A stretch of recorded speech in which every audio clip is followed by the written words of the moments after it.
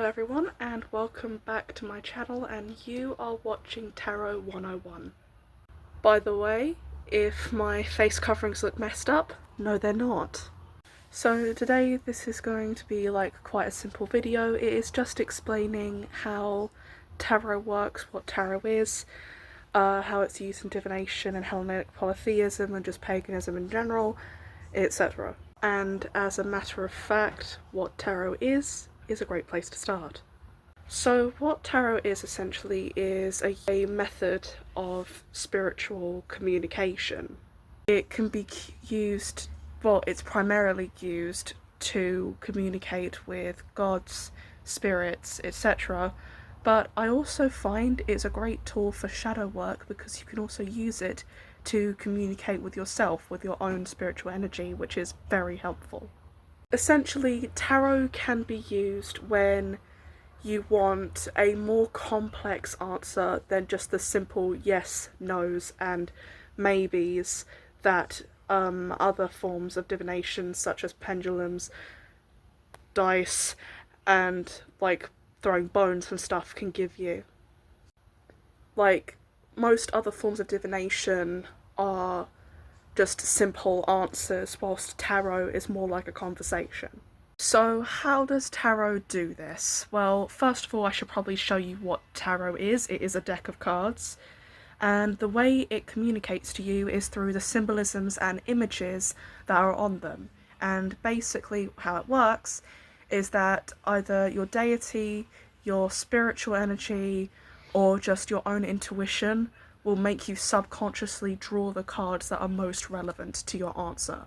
Every card essentially has a different message. Some are similar, yes, but all of them are ultimately different.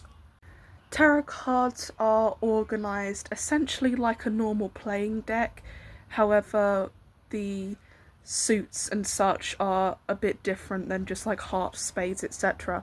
But if you do not have a tarot deck, or you can't get a tarot deck, you can use regular playing cards.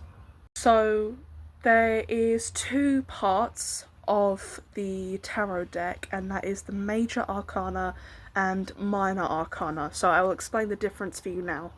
The Major Arcana, their imagery and what they're based off of is based off of like more key elements, such as religious and cultural things. For example, the Hierophant. They serve as basically the overlaying message of your draw. So basically, if you draw a Major Arcana, it means that you need to take this card into consideration for the entirety of the answer, is the overlying theme. So think about it as like the Major Arcana is the genre and the Minor Arcana is the subgenre.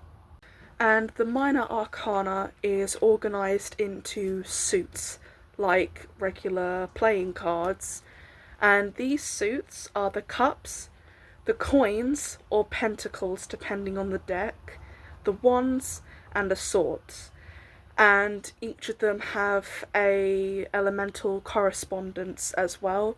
Cups are water, obviously, because liquid. Wands are fire, swords are air, coins/pentacles are earth. The Minor Arcana also, like a regular playing deck, also has kings and queens, but it also has knights and pages, and it goes in ascending order: pages, knights, queens, kings. And the Minor Arcana, like I said, is like the subgenre. Sometimes you can only draw Minor Arcana cards. That does not mean your draw is wrong or you need to redraw. It's just those are the cards that best suit your reading. You don't have to draw a Major Arcana every time. It's just when you draw it, you need to take it into considerations like the overlaying symbolism, as I said before. Overall, there are 78 cards in the deck, 22 of which are Major Arcana and 56 of which are Minor Arcana.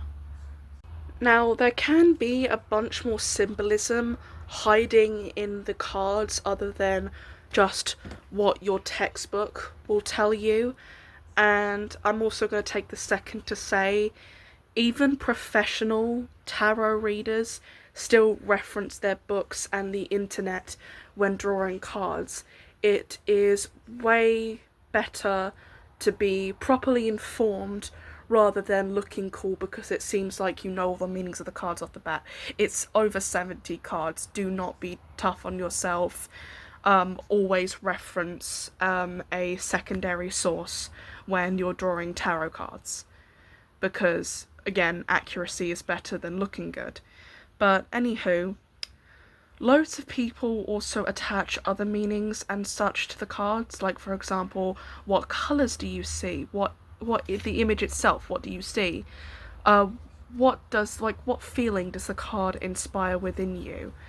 And just basically allowing your intuition to just really take a front seat here.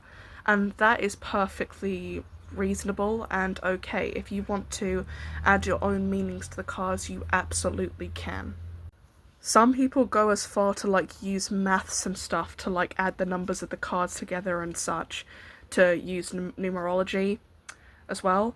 I don't do that because I hate maths. But yeah, your intuition, if you want it to, can play a big part in tarot readings.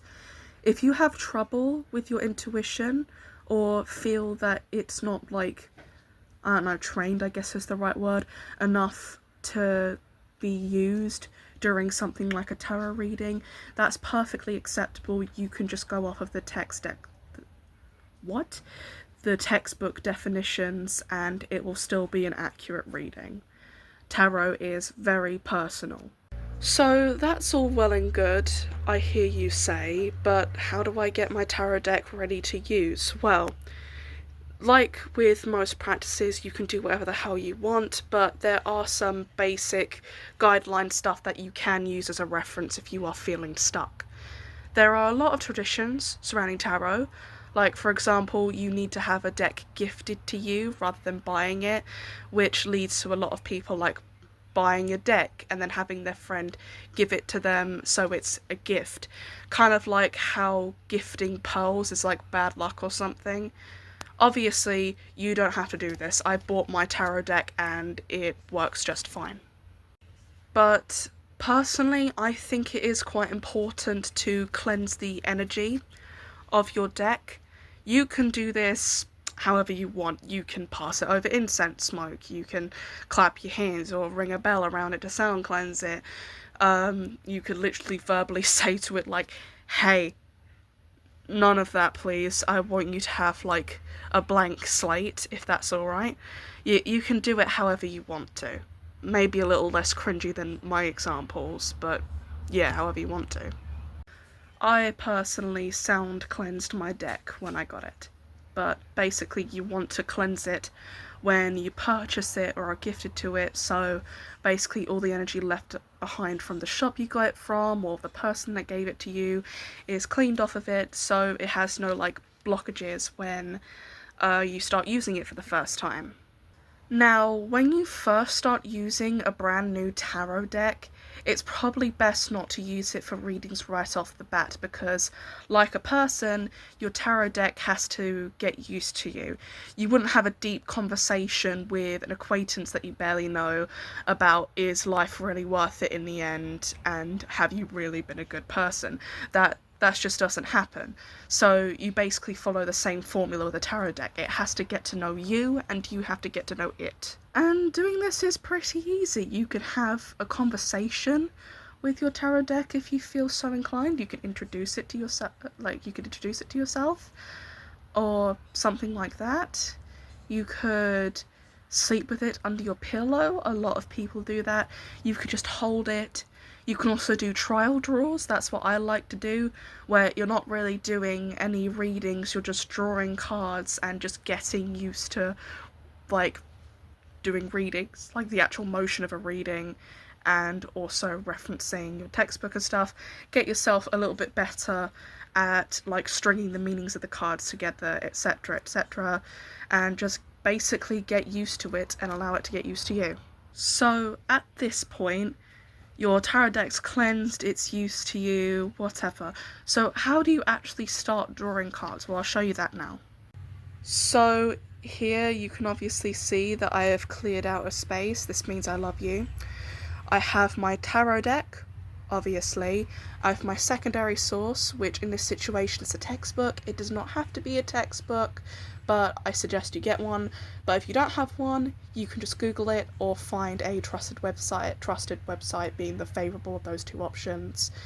This one came with my tarot deck, and I also have a sort of elevated surface to keep it separate from the floor, because kind of like how some people do with like religious texts, to show respect, I don't allow it to touch the floor or the surface that I am working on. I give it its own surface. And what I am going to do now is I am just going to show you how a tarot draw will work, basically. So you're going to want to shuffle your deck. It does not matter how. You can shuffle it any way you like, just make sure it's shuffled. And whilst you are shuffling, I recommend asking the tarot the question that you want answered, so your like intuition or the energy from your gods can like influence you to pick the proper cards. And once you've had them shuffled, you can either place them down or keep them in your hand, whatever feels most personal to you, and then you draw cards in the adjacent formation. And there is many formats you can draw cards. It can just be a simple like singular card like this. It could be 2 cards if you feel so inclined. It could be 3 cards, which is typically used for gaining insight on connections and relationships. You can use 4 cards, which is usually used for clarification on a situation and to consider what you may not have. And the most complicated draw, which I do, is 5 cards, which are organised, sorry for the mess, like that. Not like that, I'm sorry. There we go, like that. But obviously a lot cleaner. I'd ask Poi to edit this out, but I don't want to go through the hassle of drawing all the cards again. And in case you're wondering, this specific draw is used to find obstacles in a situation. So today I'm not actually going to do real draws because they're deeply personal to me. I'm just going to do some trial ones. So I'm not going to go through all the regular rituals I do when I draw tarot. I'm just going to draw cards to show an example, I guess. So like I said, a simple single draw card is for like a very precise, blunt answer. Like, for example, how's my day going to go? Then you'd flip the card, and I have the Fool, which is a major arcana. So what I'm going to do, actually I should probably show you this, what I'm going to do, I'm just going to go through this. I can't do this one-handed, hold on. So I found the Fool, and I'm just going to read this. Beginnings, innocence, fertility, free spirit, purity. And it says that it's eager to set out into the world, youth and exuberance, but it can be naivety, trust instincts, choose direction despite the possibility of failure. So basically this card on its own is basically saying, oh yes, seize the day, but make sure you keep an eye out for obstacles because you might miss other opportunities otherwise, which is pretty cool. Now let's do something that's a bit more difficult. I'm going to do a 3-card draw, which is typically about interactions or relationships, and in this situation you will now find cards that have symbolism attached to them, like subject matters, I guess. This card represents you, this card represents your relationship, involvement, project, whatever, and this symbolises the outcome. So let's say I ask the question of like, does my boyfriend want to break up with me, because that seems to be a very popular one to ask. So first we have the Sun, which is a major arcana. Second we have the Knight of Coins, and now we have the 5 of Cups upside down. So this is a great opportunity to tell you, what do you do when you get an upside down card? Well, it depends. Some people choose to read upside down cards. I do personally. Some just flip them back over. But personally, I read upside down cards, and what upside down cards typically mean is the opposite of what the card regularly means. So, for example, if I had the dreaded Tower in one of my drawers, but it was upside down, instead of warning of a heavy disruption and like walls coming down in my future, it could mean something similar to the Star, which is opportunities, things building up, recovery, etc. Okay, don't be fooled, I have not memorised these cards, I researched them off camera because I know you guys don't want to see me pathetically flicking through a book and fiddling with it with one hand. So the Sun, Major Arcana, which means it is the overarching theme of the draw, and the Sun typically means that you've discovered like newfound confidence, you're getting ready to basically develop, usually socially, basically just you've become more courageous. Knight of Coins typically signifies progress. Slow progress, that which is frustrating, granted, but progress is being made. And the Five of Cups, normally it means grief, loss, heartache, etc. But because it is upside down, it is the opposite. So it might be gaining, it might be joy, it may be fulfillment. So basically, overall, this is saying, if this was serious, no, your boyfriend does not want to break up with you. But it is maybe saying you have some newfound confidence, which may be making you question your relationships. Maybe you got a bit of self-doubt in there or something. Your partner probably believes that there is steady progress going on in the relationship, which obviously means they probably don't want to leave, and in the end you'll find a lot of joy and connection in this relationship. So overall, it's basically saying you're gaining confidence and you're a little insecure about your newfound perspectives, so you may be questioning your relationship, but don't worry, everything is going to be fine as long as you keep making progress. Now, of course, there is a lot more complicated draws than that, like for example the 4-card and the 5-card draw that I told you about earlier, and there are hundreds probably of other card formats that you can use, and you can even make your own if you feel so inclined. Just make sure you write it down somewhere, maybe in a book of shadows or something. But yeah, that is basically how drawing tarot works. Now, when you first start out, it will probably be very difficult for you to string meanings of cards together.